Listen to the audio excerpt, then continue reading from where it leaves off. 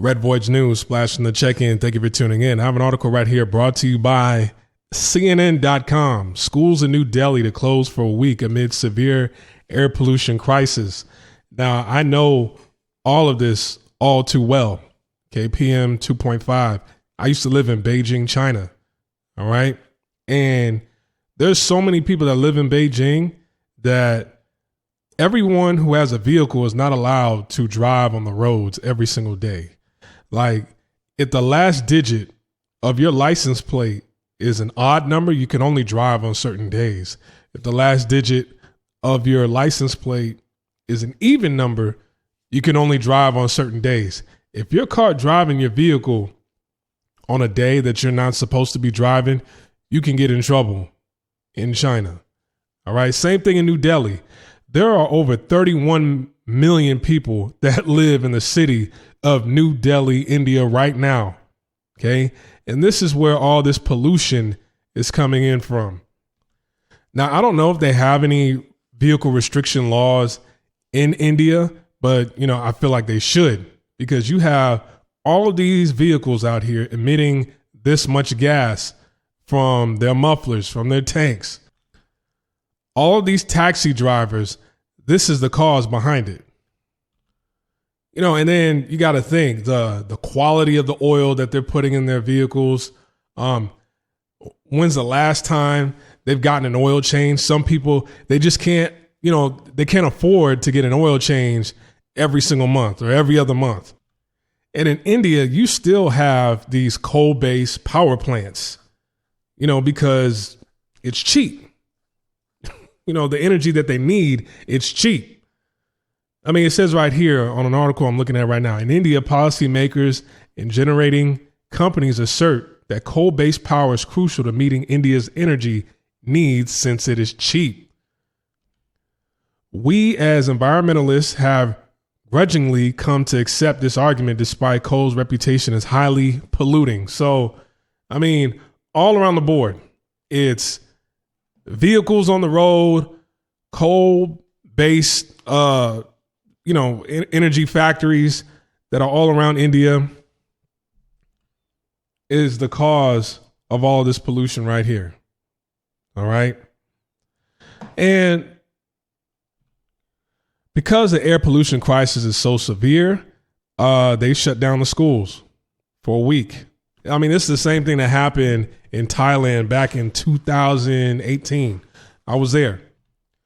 A lot of women, they would use that as an excuse not to come see you. Like, I don't want to go outside. It's PM 2.5. That was a big excuse a lot of women would use in Thailand if they didn't want to come see you.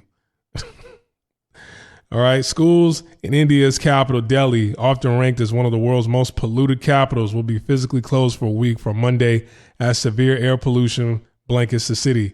At least they're doing something about it.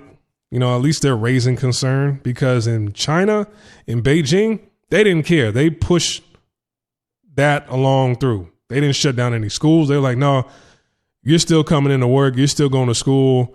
We don't care. Put a mask on, which wearing a mask isn't going to do anything. All right. Virtual classes will continue so that children don't have to come out and breathe polluted air.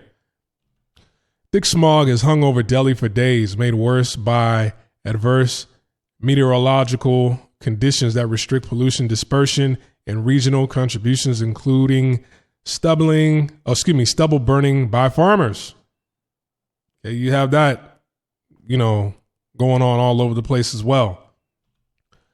Weather forecasts say winds will not blow from November 14th to the 17th, and the smoke of burning stubble will keep covering Delhi. So this is something that, it's not only happening in India, but it happens, all throughout Asia in different cities. I remember the first time when I moved to Beijing, the first couple of weeks, I was just coughing nonstop, coughing. The moment I stepped off the plane, like the smog was that thick. The pollution is that heavy in China. And after about a couple of weeks, I got used to it. But I'm like, okay, this isn't good that I'm getting used to it, that my lungs are getting used to it. The the pollution is so bad that you can't even wear white in Beijing. Because I wear white t-shirts, white V-neck t-shirts, and the smog was not only thick, but it was an orange thick smog. It was orange. And, you know, after a while, when you wear white, your white clothes start to turn orange. And you run it through the wash machine, it doesn't get it out. So you're like, okay, I'm going to put bleach in my next batch of laundry, you know, my white clothes. And after you run it through with some bleach, the orange smog still doesn't come out of the clothes, even with bleach. So I could not wear white in China. So that should give you an idea how bad this is. Like if bleach can't get the smog out of your clothes, just imagine, you know, all the smog in your lungs. So at least they're concerned for the kids because they didn't have a care in the world in China when this was going on. I mean, I'm pretty sure this is the smog crisis, the pollution is still the same way as it was when I first went to China back then to this day. I could only imagine. All right. Like, subscribe, comment, share this video. I'm over and I'm out. Peace.